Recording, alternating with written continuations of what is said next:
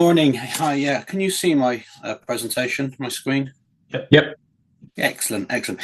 Yeah. Good morning.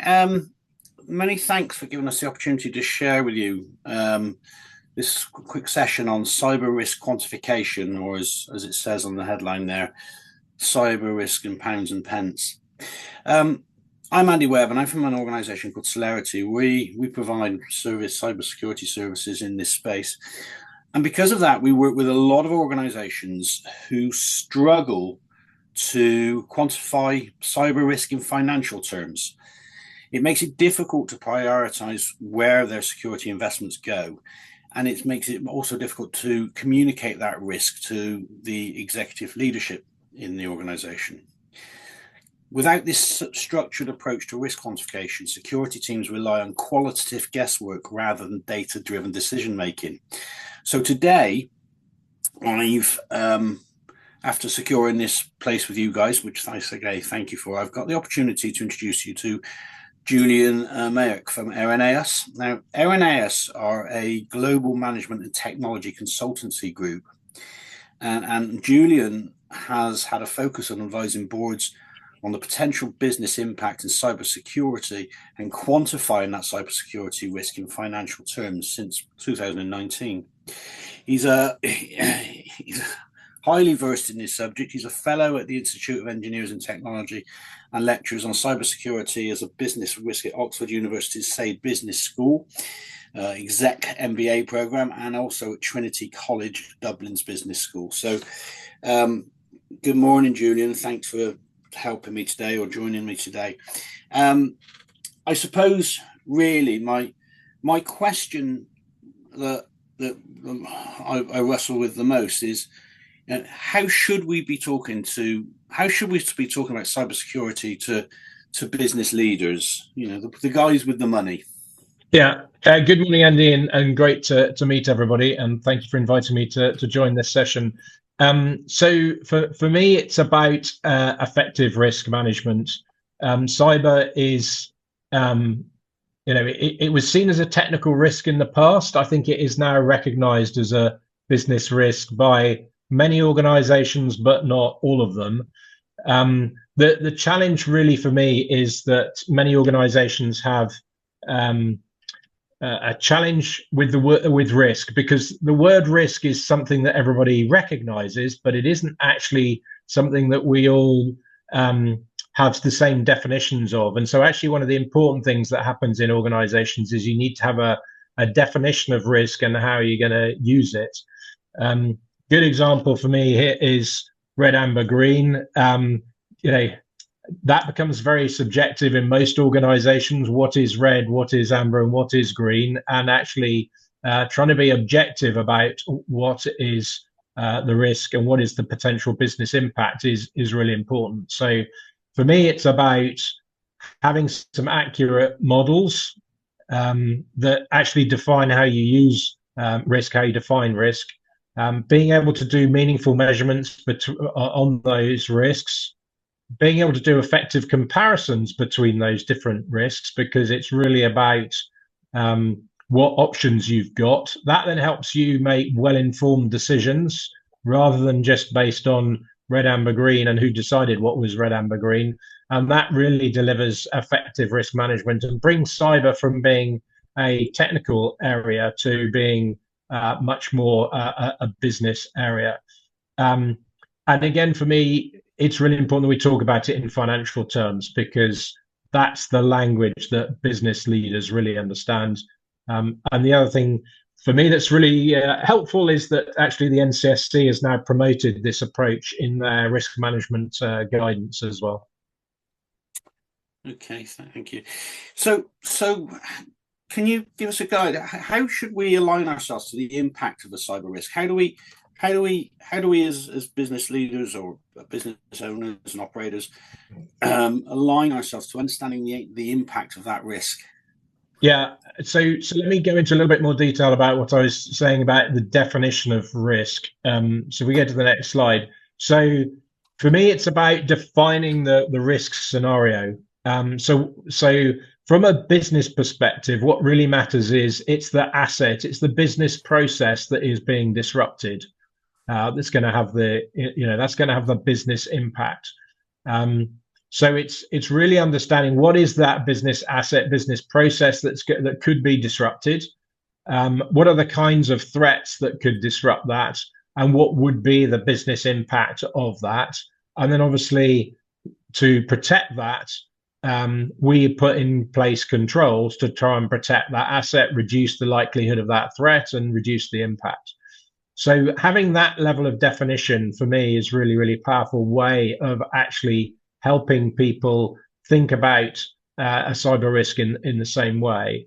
But it's also about using this with the business process owners. So for me, what's really valuable, if you're in manufacturing, for instance, to get the business process owner, the factory manager or whatever, to be actually involved in this discussion. Because actually, when you ask them, in most cases, they will know exactly the value of that business process and what will be the financial impact. It's just that often that conversation hasn't taken place between the IT security team and the business process owner.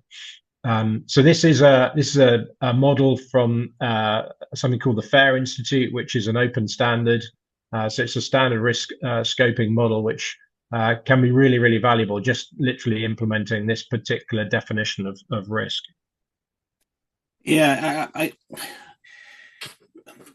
up and down the country, boards of directors are sat there though with cybersecurity budgets, and every day there's a different knock on the door. Every day there's a different request for the new technology. And they said, how do we prioritize this money? How do we prioritize that budget as business leaders? Yeah, so for me, it's about assessing this risk. So being able to assess what would be the business impact financially, that then helps you build a plan as actually how you're going to reduce those risks in financial terms. And what you can do then is say, look, this is what the risk is going to be. It's going to be £2 million or whatever. If it had impact on us, we could spend £200,000 and reduce that risk quite significantly. And then there will be different options. So it might cost 200k for one, but it might cost 500k for another. And it helps you think about which are the options you really want to look at. And then, unfortunately, of course, cyber is constantly evolving. So it's really about managing it going forward. So being able to look at the risks across the organization. What that means is that when you present it, particularly to a CFO, you're talking about this is the risk cost to us in financial terms. This is the investment that I want to make to reduce that risk, and that becomes a much more valuable conversation with the CFO. And then the other thing that unfortunately has been happening probably for the last 10 years plus is there are definitely many CISOs who've had situations where the CFO has come to them and said, we need to cut back your budget. And actually, if you've had this conversation where you've talked about this is the risk, this would be the business impact, this would be the financial impact, I think you've got a much stronger case for keeping your budget rather than having your budget cut back. Or if you are going to have to do so, you can be really clear. I'm going to have to cut back my budget by this amount. This is how much the risk has risen up as a result. And the rest of the business are going to really understand what the implications are, and hopefully are going to be much more comfortable to actually invest in protecting the business, which is still, unfortunately, a national challenge. We are not investing enough nationally to protect ourselves. It brings it back, doesn't it, to the how does this FAIR methodology help us, quantify that risk? Go back to the title, how do we quantify that risk in pounds and pence? And hopefully, if you can give us a little bit, not the detail as such, because I don't think we've got time for that, but if you need examples, that would be great. Yeah, so just the way to think about this in a very simple way is effectively using a triangular model. On the left-hand side here, you can see what we're looking at is given that model we looked at, how likely is that threat to hit the organization? And obviously, sometimes it's hitting every organization. Sometimes it's an attack on your own organization that may well happen, or it's happening against your peers. And then the vulnerability bit is what is the impact of the controls that you've got in reducing that frequency. So that allows us to then calculate a loss event frequency. How likely do we think that scenario is going to take place on an annual basis? And then on the right-hand side, we look at what we call primary losses. So what would be the impact to the business in financial terms? What are the additional things that you're going to need to spend money on? What are the people that are going to have to be distracted to get involved in stuff? Then you're looking at the secondary risks. So those are external risks. So, will there be a fine that you need to pay? Will there be some market impact? Will there be some reputational impact? And then quantifying that in financial terms.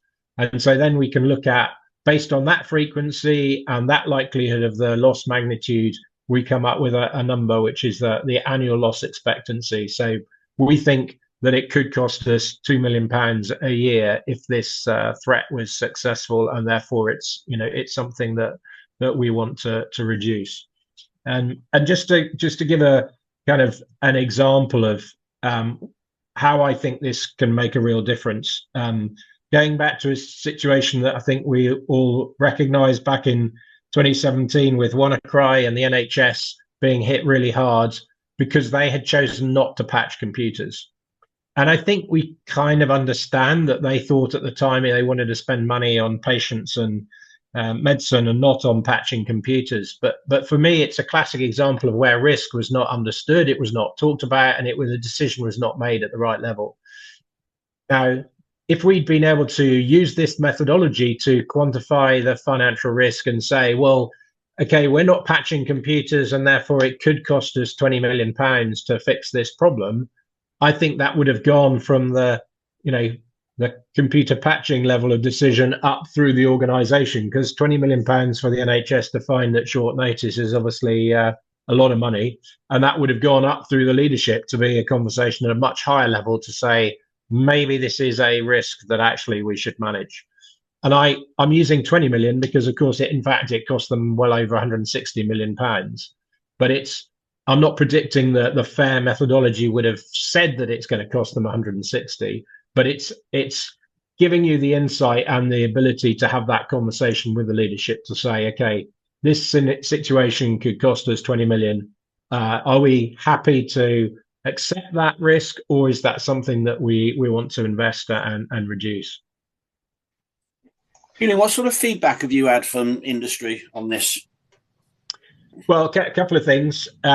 First thing is we've done this for quite a few clients across multiple industries. So lots of different industries are adopting this. For example, a CEO of a company in the aerospace and defense sector basically said this was the most structured way of thinking about cyber as a business risk he'd ever come across. And so he actually took the outcome of our project and then presented that to his board and found that hugely helpful. But for me, perhaps one of the things that's really interesting is this is very relevant in the public sector and the private sector. So my team was delivering a project for a government department, doing a security strategy. There were investments that were needed. And so they said, how can we build the business case for doing this? So we used risk quantification to do that. That investment request then went to the Cabinet Office, and the feedback from the Cabinet Office was this was the best business case for investing in cybersecurity they had ever seen. Where did this come from? And so I was then asked to go and present to the Cabinet Office and explain this methodology to them and show them how they could use this more broadly across the public sector. So yeah, it gets really, really positive feedback from business leaders. The one thing I would say is it is a journey. You're going to have to start with the data that you've got in your organization, but it will immediately mean that you're having a conversation where the CEO, when they say, "So where the hell did that data come from?" It's our data.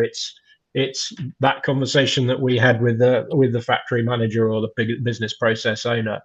But you know, over time, I think you will realize that there's other sources of data that would be really helpful to bring into this model and to be able to use to quantify specific risks, etc. So over time, you will end up with an even better and even stronger methodology, and it's a learning cultural experience for everybody as well. So the business leaders need to be started on this journey for them to understand it, but over time, it will really build a much better understanding between the business leaders and the cybersecurity team.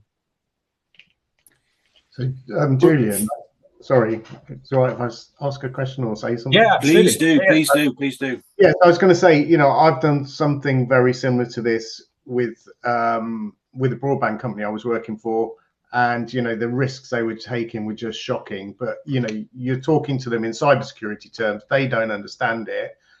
And so we went away and we looked at the financial cost. If this goes wrong, it's going to cost you 16 million. We put together a paper, with all the context in around it. And then straight away, they go to the exec and start talking about how can we mitigate this, because they don't understand the risk unless you talk in money. And I think this, I'm wholly behind you here because I've seen it work. And I think it really ties into how can we get a business to do a business impact assessment, to understand its systems, to understand the cost to them if they lose access to that system for a period of time.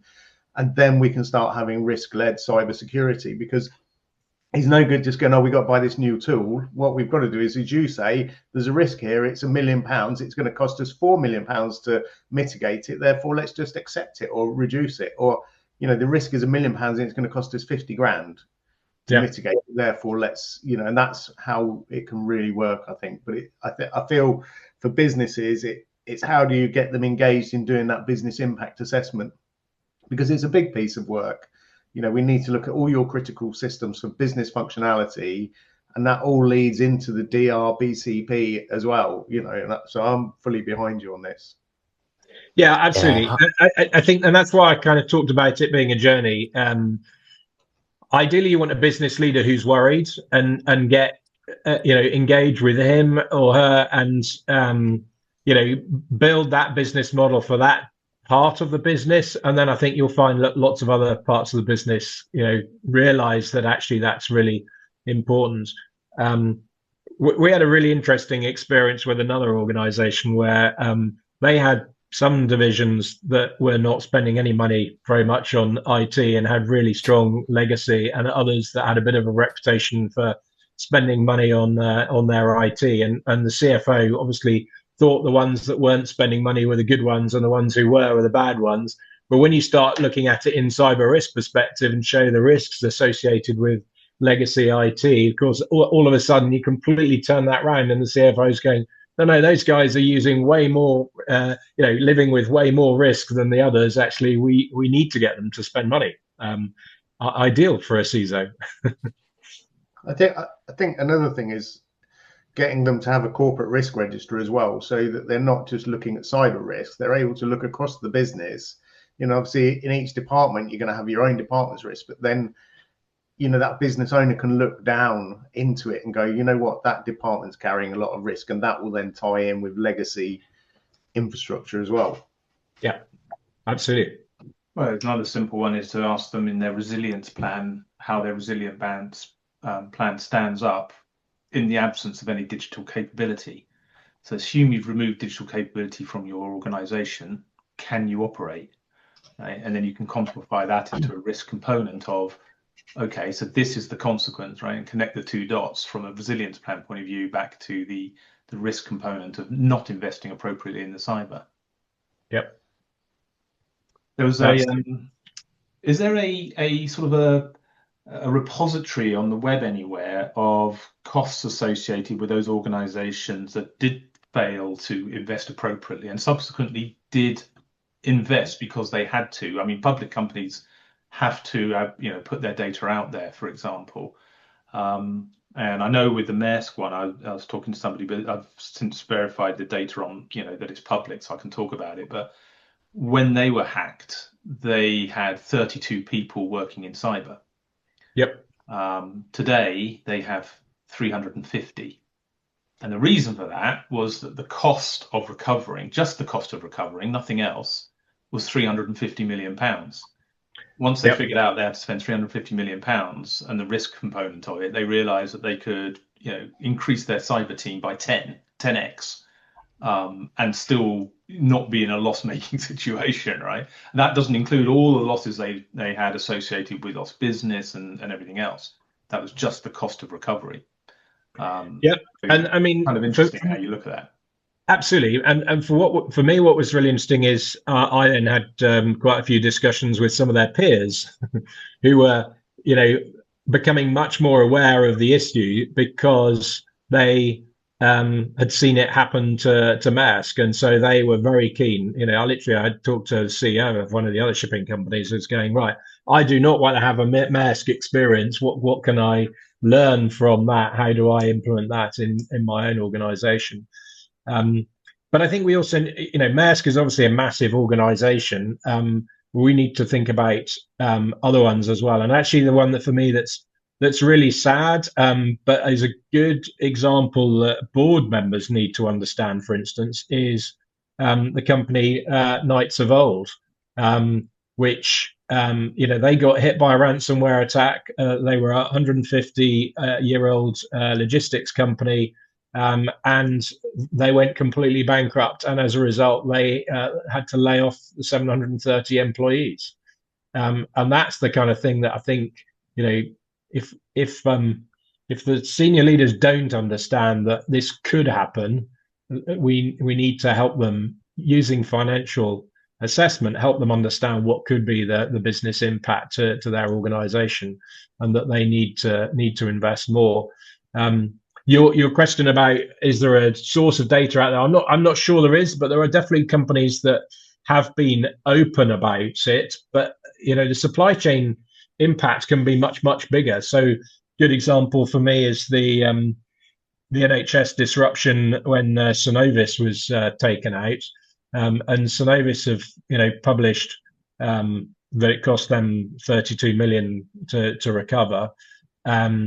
But the impact on the 5 hospitals in the NHS that were disrupted as a result has taken a lot longer for there to be much visibility of. But they have recently even said probably somebody did die, and obviously that's something the NHS are not very comfortable having to admit to, but somebody probably did as a result of that disruption. So it is about health and safety risk, and as I said earlier, reputational risk, market risk, as well as, but the financial risk is the easiest way to help the business make the right decisions. It's interesting. I saw a guy was doing an assessment of the NHS with freedom of information around any tracking or understanding of connection between cyber risk and cyber loss and life and death, and there is literally zero data. There is no tracking, there's no assessment. Everybody's just looking the other way, right?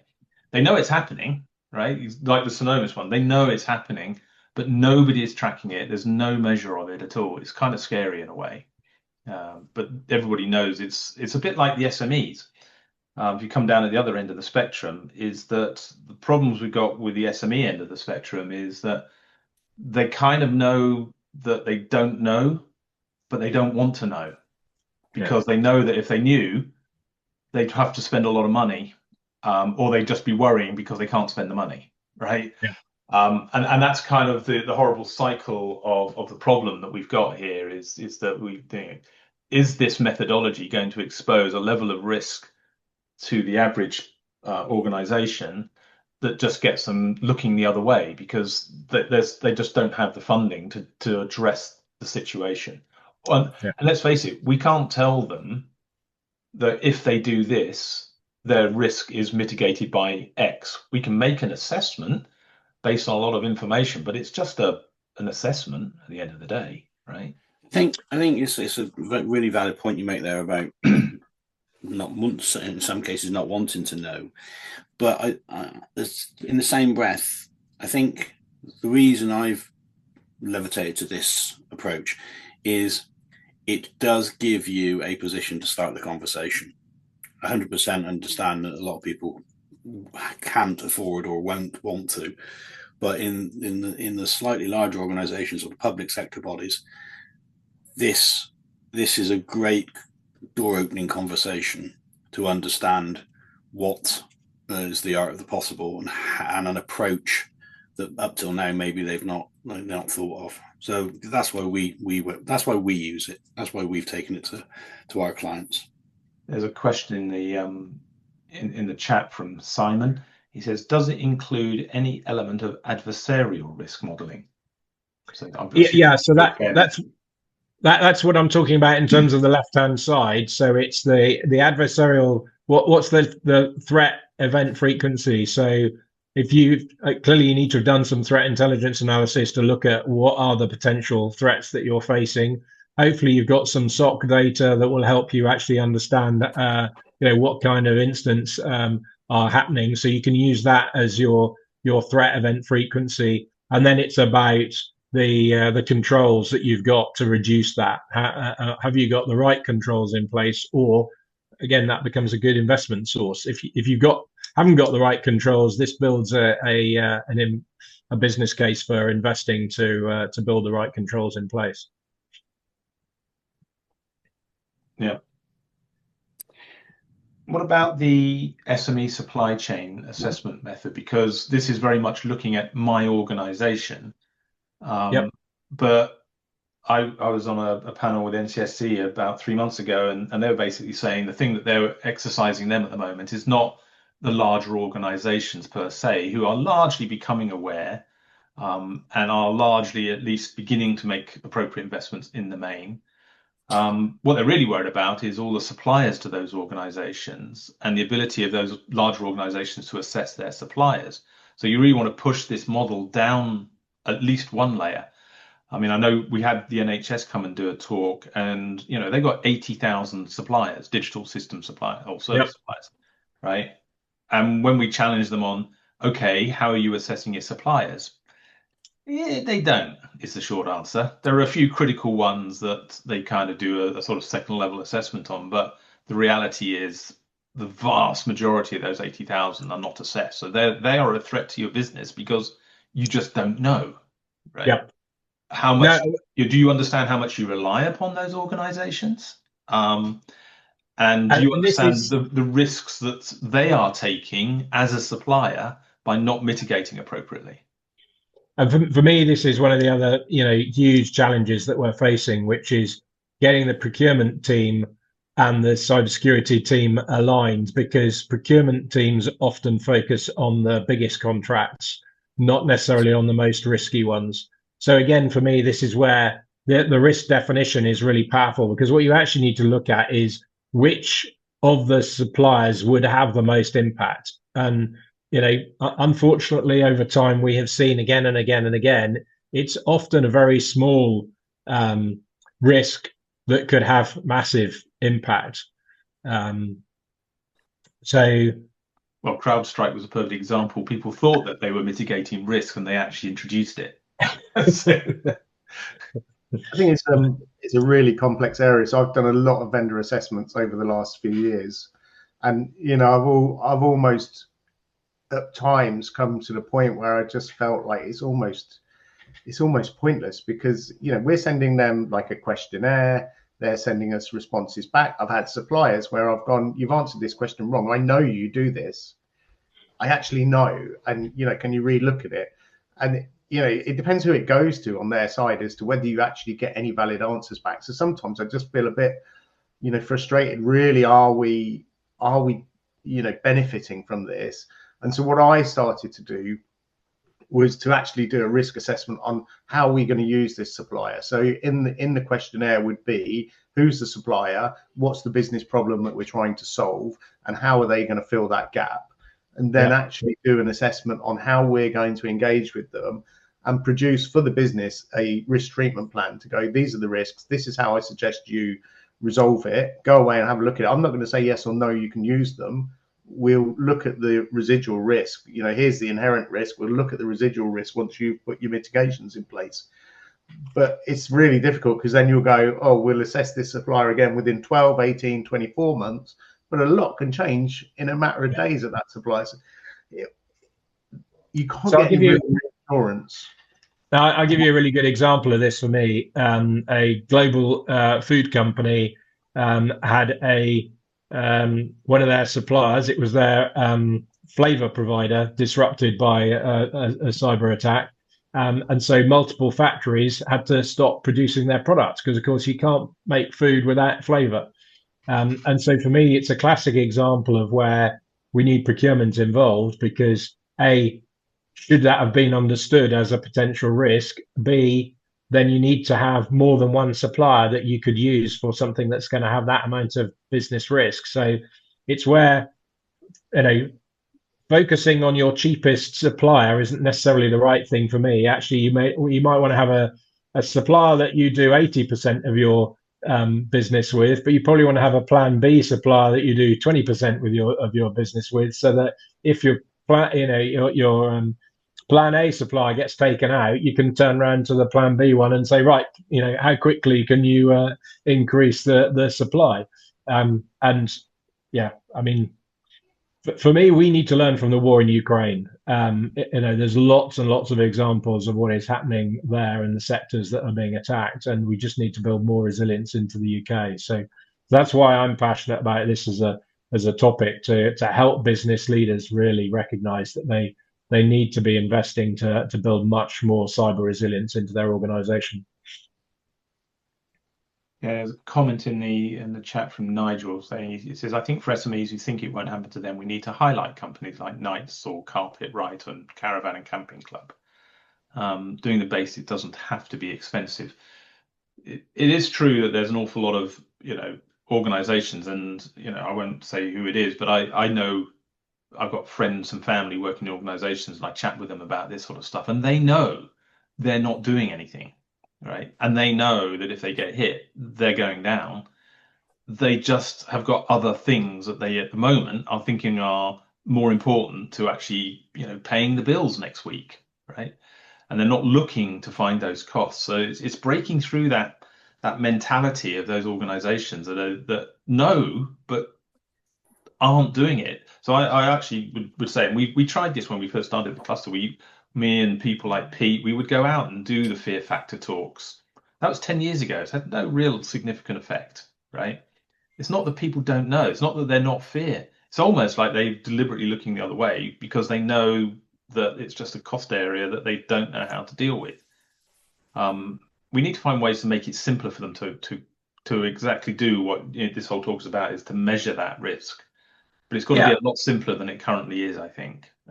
Well, and I think, you know, I'm still amazed that companies are prepared to invest to increase themselves from a 2.8 to 3.1 on some assessments. I mean, that's not a language that board leaders and you know, the CFO, I think, are really going to understand. We've got to recognise that you know, money is the language that they're using to run the business, and you know, we're competing effectively with the marketing team who are saying we want to spend more money on X marketing activity, or somebody wants to launch a new product, or somebody wants to upgrade a manufacturing asset or whatever, and they're all going to build a business case for doing that.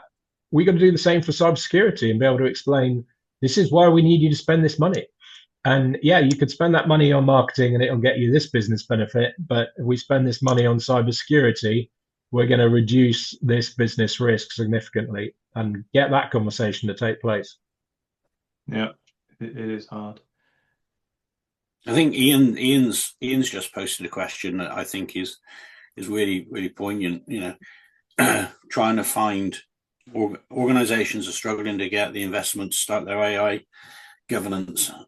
You know, if companies do not understand the cyber risk of AI projects, then they really got to think long and hard, because introducing AI into any business is a huge security risk. The data you're using, where it's coming from, so would this model help? Yes, it would help. It would help in that threat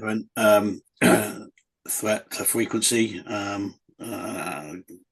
portion on the left-hand side. So I think, yes, it would, I think is the answer. Julian, you want to give a better answer, but yeah, very important subject. Absolutely, completely agree. But for me, it's helping people really understand the implications. So I've had a very personal experience. One of my sons was at university and put his dissertation into an AI platform to, get it pre-marked, so to speak, which I can completely see the value for him. But I pointed out to him that he was basically sharing the intellectual property of his dissertation with the entire world by doing that. Now, he doesn't think the subject for his dissertation was business critical, but that's the kind of scenario that I think we need to help businesses understand. So if people are going to put your business data into an AI platform, is it a secure AI platform where that data is protected, or is it an open AI platform where you just effectively shared your business data with the entire world? Yeah, I know, Julian, you missed most of that talk, but actually we did cover a bit of that one actually with the university example in there, sort of talking about that kind of challenge, and that was the whole point of the talk. One of the things that came out of that talk, which was really relevant, was the fact that we don't actually understand the models themselves and what they're doing and how they're doing it. Well, we know what they're trying to do, we just don't know how they're doing it, and therefore we don't understand when they get it wrong. So quantification of risk of an AI model where we know we don't know becomes significant, right? Because that's infinite risk. So I'm not quite sure that this model works well for valuation. That's why I think Ian's question is really interesting. If you actually dig into it and think about our ability to assess the AI as a risk factor to the business, I think that really opens up some very interesting questions about whether it's a good idea. When is it a good idea to adopt AI? When is the known unknown risk appropriate for your business? In vast majority of cases at the moment, I would say it's not appropriate, but that's me. No, so I definitely, the risks are pretty extensive, but I think just using that model I talked about to analyze a few risks of using AI or not using AI in the right way. Obviously, there are huge business benefits from using AI, but being able to analyze what are some of those situations would just be really helpful to help business leaders understand these are some of the challenges that we're facing. So again, it's quantifying it will help them think about it as a business risk and realize that this is something that they need to do. But for me, it's a classic example of a risk. There are benefits, but there are unfortunately business impact. So it's really understanding how you're going to manage both of those. Yeah, I think they don't. I actually left a job shameably because of this. AI was first coming out. They really wanted to use it. We were trying to say to them, the risks of it. We put together a slide deck. We did a presentation to the board. And then one of the board members just said to us, well, it's just the same as using Google. And we knew straight away that the person we reported into used that terminology and had clearly been having back channel chats to get the board on his side and going, they're just exaggerating. And then, as you say, weeks and months later, the Samsung thing happens, and you're like, exactly, there's their source code now being shared. And I think sometimes they, as a business, nobody has to quantify the benefits. They just go, oh, there's a massive benefit to using AI. If we don't, we'll be behind the times, and we'll lose as a business. And it's then, you're pushing up a hill to try and show them, yes, you can use it, but you need to have governance and controls in place. Yeah. And they're just like, no, we've just got to get on with it and not thinking of the consequences. It's really, really difficult. Yeah, I think Simon has just put a comment in the chat about that, and WannaCry, and his frontline seat on it, and it said, the signs were there, right? We were being told, but governance wasn't executing against the known information, which is quite problematic. Andrew has asked a question: which areas are the greatest risks that can be most easily or cheaply mitigated or removed? Appreciate my work gives monthly cybersecurity training, interactive video lessons. This can help employers be a defense rather than a door to potential risks. So what are the greatest risks? Yeah, I mean, the greatest risks are clearly massive business disruption. I mean, the one that is probably relevant to pretty well every company is ransomware. I mean, having all of your data encrypted for ransomware purposes is probably the biggest risk that faces most organizations. So it's helping people understand what would be the business impact of that, what would be the financial impact of that, can be hugely valuable. But for me, what's really important about this is it's looking at the impact on each company. So it's about looking at it in your own organization, in your own terms, rather than just kind of looking at it in terms of a benchmarking way of doing things. So yeah, ransomware is pretty well relevant to everyone, but there are often, some of the biggest impacts, like Synovus, our suppliers have been disrupted, and that's not often something that people are prioritizing as much as they need to. So I would definitely say that the supply chain is another one that's pretty consistent across most organizations as a greatest risk. Okay. I know Andy has had to leave, unfortunately. He's got another meeting, which is fine. We have overrun, but we don't. I'm actually still here, but thank you very much indeed, Julian, and everybody for listening. I do apologise for being dropped. People have put meetings in diaries for silly times. So thank you very much for the opportunity. I'll leave you with Julian, and I'll catch you later. All right. Thanks, Andy. Thanks. Yeah, I think Ian, Aaron's question, or Andrew's question, was about mitigation or removal of risk, but I mean that's kind of what everybody here does, right? Is that we're trying to figure out the answer to that golden question: is what's the one thing you can do that would remove a risk? Or and I think there's been endless discussions around that. So yeah, I mean Aaron's question is interesting, because certainly in my experience, the one thing that gets business leaders to invest in cyber is when their customer says, we're only going to give you a contract if you're ISO 27001 certified, or you're only if you're Cyber Essentials certified, or something like that. I mean, that is definitely something for me that we need to do more of, is be insisting on our suppliers, but also as an organization looking up to your customers. And pretty well every organization has both customers and suppliers, so it's thinking about both of those. What's been interesting for me is the journey for many CISOs, and increasingly I know CISOs who are now being asked to present to their customers.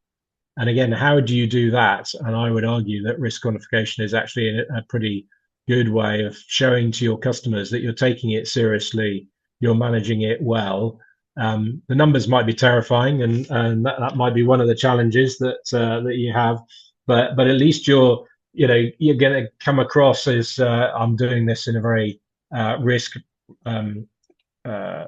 very effective risk management way, as opposed to just doing this on a compliance basis. But sadly, there are quite a few organizations that are only focused on the compliance issues.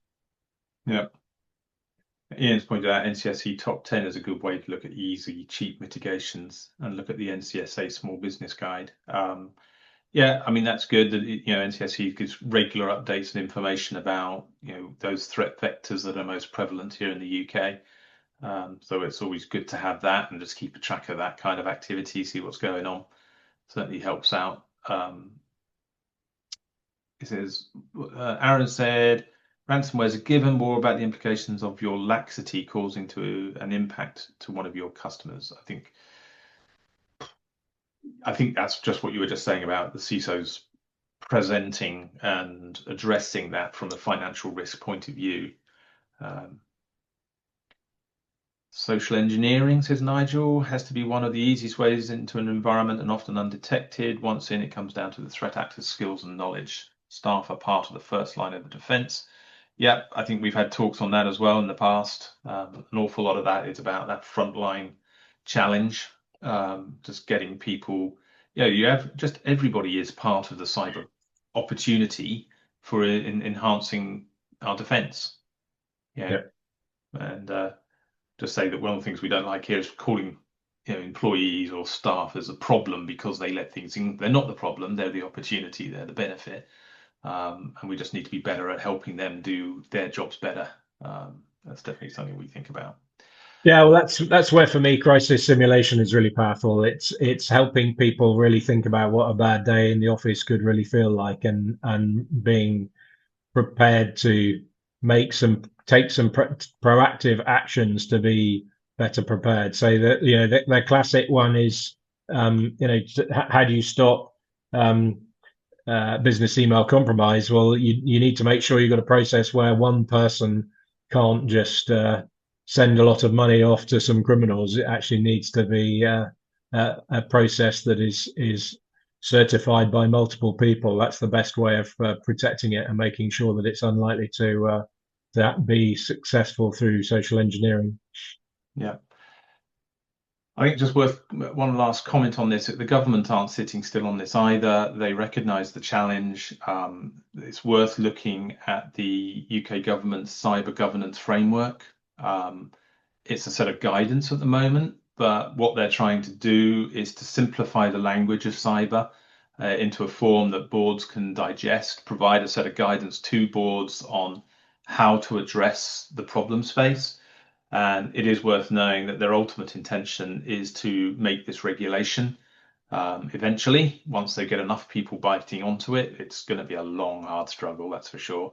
And I think, one of the things they said to us was that what they'd like to see is that good cyber governance is seen as important to a business as their fiduciary responsibilities.